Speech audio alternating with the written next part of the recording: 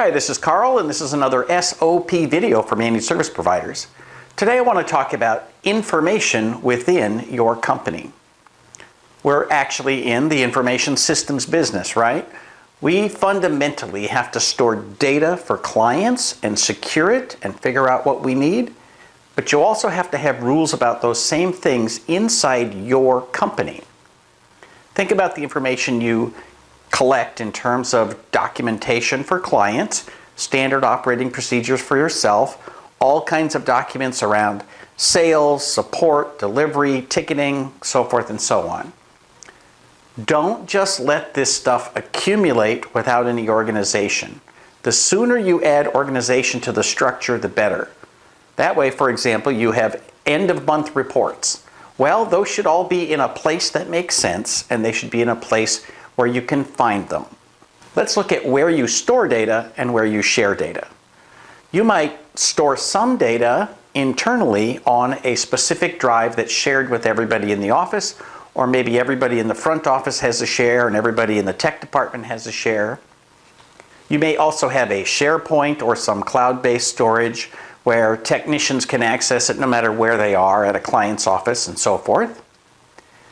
You got to make sure that you don't have duplicate data in these places. So you really actually have to have a philosophy about how you store data.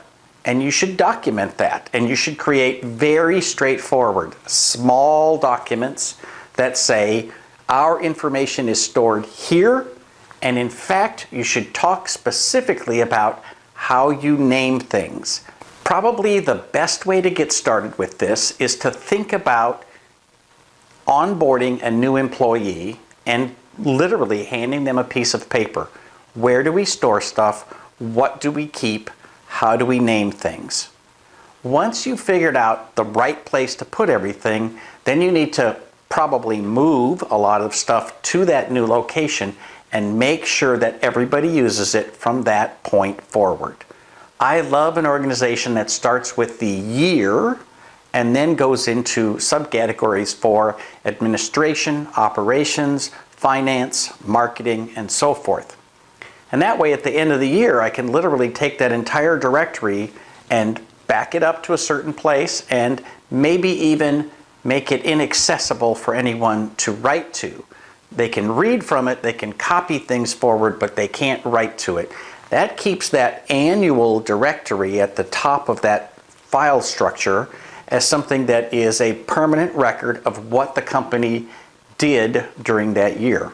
It also means we don't have this ever-growing clutter because we don't move things forward and just keep adding and adding and adding them to the one file structure.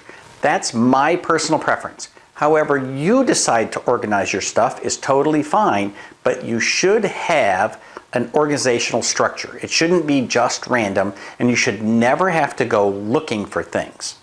This sounds a little bit bigger than it actually is. This is a tiny, tiny little policy. It's probably one page of here's what we do and here's where we keep it.